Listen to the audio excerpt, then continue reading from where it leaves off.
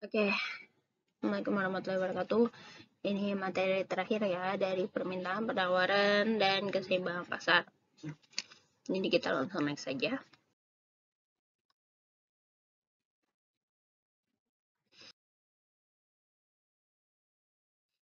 Oke.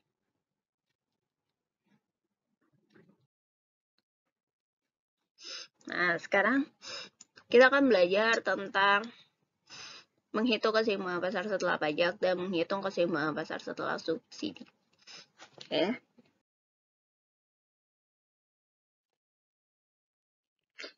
Nah,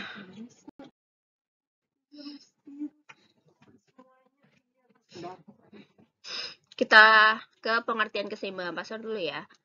Kita review ulang dari keseimbangan pasar. Jadi pengertian keseimbangan pasar itu adalah pertemuan antara permintaan dan penawaran atau pertemuan antara jumlah yang diminta dan harga yang diminta oleh konsumen dengan jumlah dan harga yang ditawarkan oleh produsen.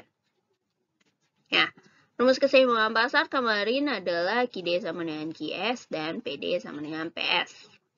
Ya, kita lanjut lagi. Nah, terakhir perbedaan antara kurva bergerak permintaan dan penawaran dengan kurva bergeser permintaan dan penawaran. Saya nggak bosan-bosan untuk mengingatkan. Kenapa? Karena ini penting.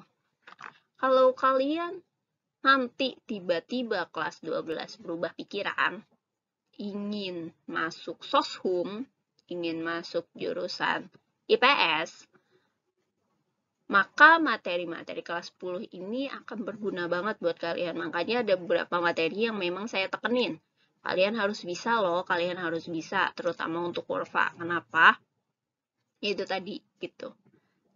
Ya, kalau kalian nggak melenceng, ya syukur alhamdulillah. Tapi kebanyakan dari anak IPA mungkin merasa mereka tidak kuat. Akhirnya mereka beralih ke IPS. Makanya saya benar-benar tekanin kalian di kelas 10 sekarang gitu.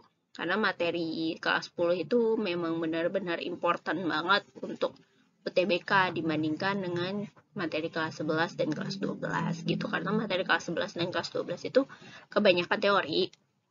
Dan yang sulit malah materi kelas 10 gitu. Oleh karena itu saya benar-benar tekenin kalian untuk bisa. Setidaknya kalian tahu gitu nanti. Jadi kalau misalkan kelas 12 kalian udah tinggal, mungkin kalian mau belajar lagi, kalian tinggal buka-buka catatan kalian, terus tinggal lihat-lihat, oh iya ini begini loh. Kalian bisa lihat video saya lagi mungkin, atau mungkin nanti kelas 12 kalian mau tanya saya, it's fine gitu.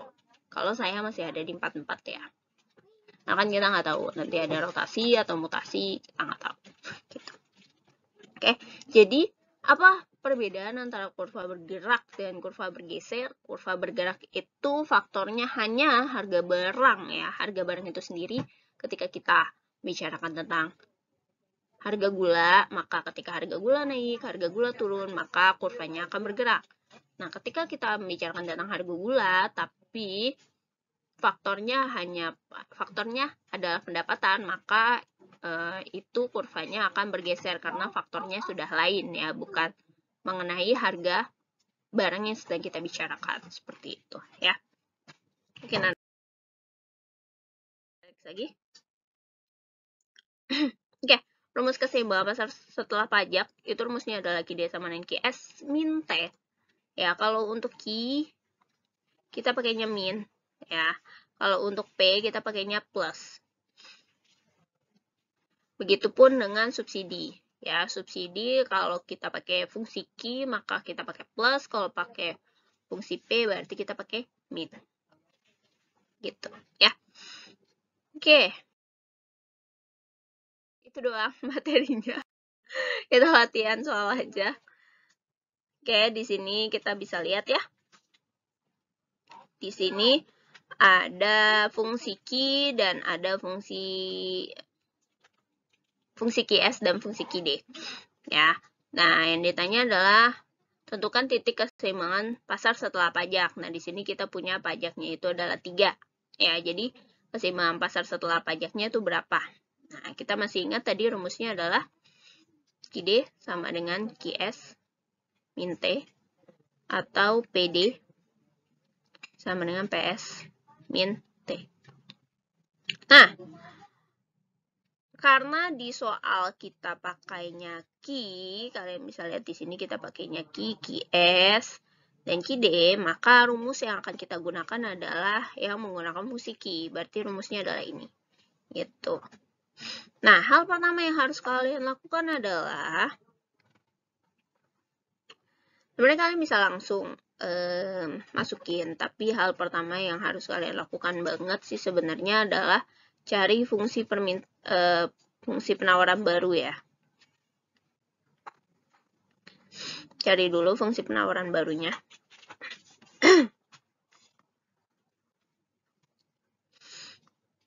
Nah, gimana cara nyari fungsi penawaran baru? Fungsi penawaran baru tuh ini. Ini fungsi penawaran baru.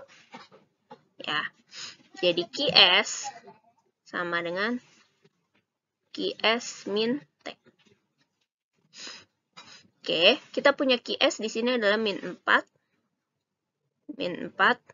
plus 2P, lalu min T. T-nya itu pajak ya. Pajaknya itu adalah 3, jadi min 3.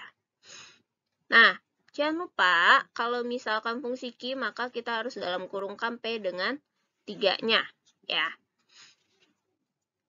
Berarti di sini kita dapatkan QS itu sama dengan min 4, 2 dikalikan dengan P itu adalah 2P, 2 dikalikan dengan min 3 itu adalah min 6. Ya, maka kita dapat QS-nya itu adalah min 4, min 6 berarti min 10 ya, jadi 2P min 10. Nah, kita dapat fungsi QS-nya, fungsi penawaran barunya ya. Oke, setelah kita dapat fungsi penawaran barunya, barulah kita masukkan ke rumus. Kita masukkan ke rumus ini. QD sama dengan QS min T. QD-nya berapa? QD-nya adalah 11 min P. Masukin. QD-nya berarti 11 min P sama dengan QS min T-nya ini ya, yang 2P min 10. 2P min 10. Ini pindahin ke sini. Yang ini pindahin ke sini. Jadi berapa? Jadi min P min 2P itu sama dengan min 10 min 11. Jadi min 3P sama dengan min 21. Maka P-nya adalah min 21 min 3 sama dengan 7 ya. Jadi kita dapat fungsi P-nya adalah 7. Nah, kalau kita dapat fungsi P, lalu diapain lagi, Bu? Nah, setelah kita dapat fungsi P, kita masukin. Mau masukin ke mana? Mau masukin ke QD atau masukin ke QS? Kalau saya lebih suka masukin ke QD. QD-nya itu adalah 11 min P. Nah, yang harus kalian ingat adalah fungsi QS yang harus kita masukin itu adalah QS yang baru. Ya, QS yang ini. Jangan kalian masukkan QS yang ini. Yang ini, jangan.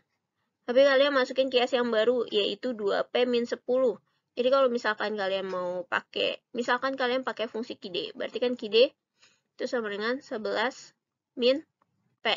Ya kan? Berarti Q-nya adalah 11 dikurang 7, sama dengan 4. Ya. Bagaimana kalau kalian pakai QS? Kalian pakai QS-nya, berarti kalian pakai QS yang ini, 2P min 10, fungsi penawaran baru. Ya, kalian pakainya fungsi penawaran baru. Berarti 2P min 10. Berarti 2 dikalikan 7 dikurangi 10, maka hasilnya adalah 4. Nah, ini sama. Gitu. Ya. Jadi bebas, kalian mau pakai fungsi QD, kalian mau pakai fungsi QS, itu sama aja. Gitu. Oke, kita lanjut ya. Lanjut. Sekarang bagaimana kalau misalkan fungsinya itu pakai P? Nah, kalian bisa lihat di sini. Di sini fungsinya pakai P ya.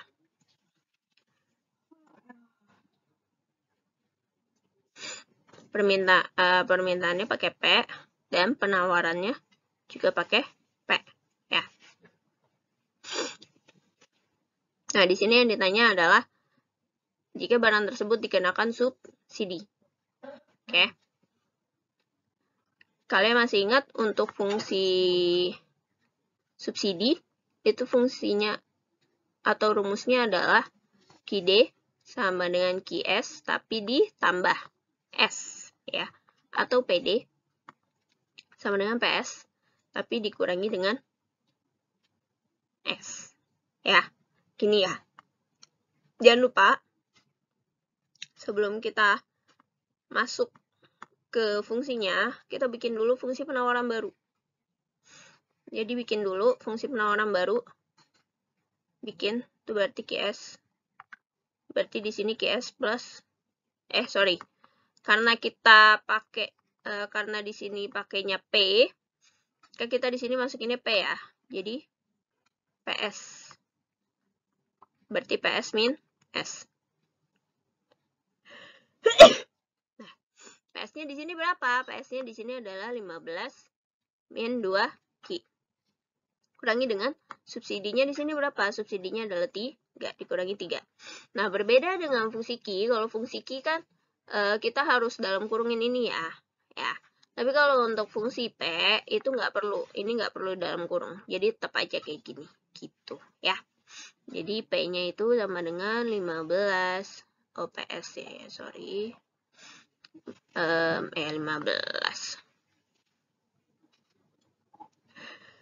Nah, jadi PS-nya itu sama dengan min 2Q. 15 dikurangi 3. 15 dikurangi 3. Itu adalah 12. Jadi dia plus 12. Jadi kita dapat fungsi penawaran barunya itu adalah min 2Q plus 12. Ya. Kalau sudah, kita masukin ke rumus. Rumusnya yang ini. Berarti PD itu sama dengan PS min S. Kita udah punya PD-nya 30 min Q sama dengan PS-nya itu adalah yang ini ya, PS-nya yang ini.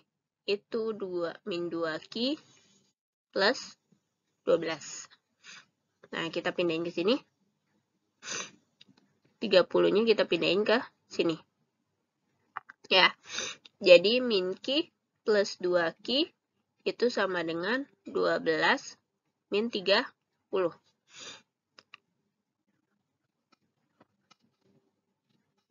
Oke. Berarti Q sama dengan min 18. Gitu ya. Kita udah dapat Q-nya sama dengan min 18. Nah, bagaimana dengan fungsi? Dengan P-nya, nah kita bisa pakai, kalau nggak pakai PD, kita pakai PS. Mau pakai yang mana bebas. Saya lebih suka pakai PD, jadi kita pakai PD aja. PD 30 min Q, berarti 30 min 18. Ya, berarti 30 ditambah dengan 18. Jadi hasilnya adalah 48. Jadi P-nya adalah 48. Gitu. Gampang ya? Nggak rumit lah, harusnya ini tidak terlalu rumit untuk kalian. Jadi kalian bisa mencernanya ya. Oke, itu perbedaan antara Q dan P. Ya. Satu lagi. Yang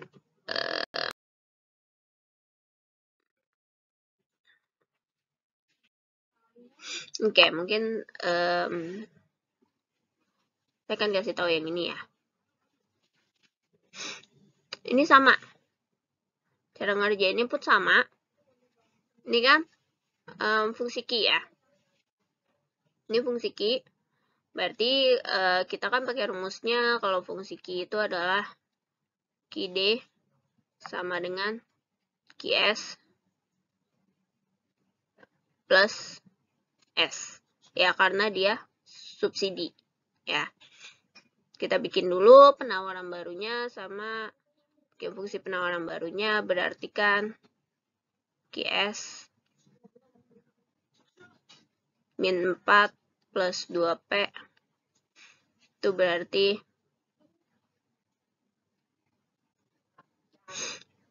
min 4 plus 2P, terus ada subsidinya 3 ya, jadi plus 3, jadi bukan min 4 ya, berarti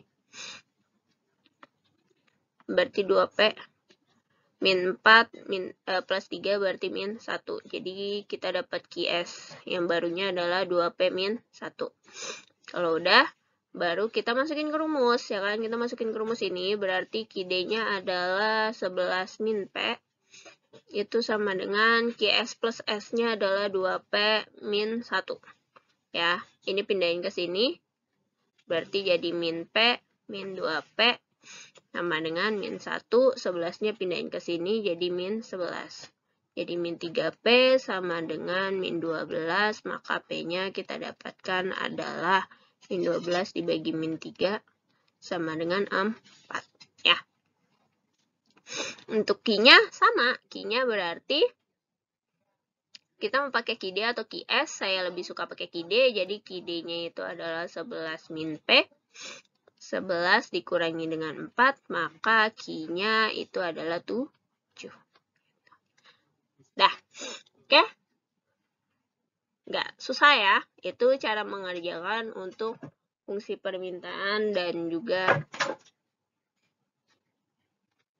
fungsi penawaran dengan menentukan titik keseimbangan pasar setelah subsidi dan setelah pajak. Nah, ini ada soal. Ini bisa kalian kerjain, tapi ini bukan tugas ya. Kalau kalian mau ngerjain ya silahkan, biar kalian bisa menjawab nanti. Misalkan ulangan untuk tambah-tambah latihan soal ya. Kira-kira soalnya kayak gini. Oke, saya pikir cukup sekian materi dari saya. Kurang lebihnya mohon maaf. Wassalamualaikum warahmatullahi wabarakatuh. Sampai ketemu di ulangan. Ya.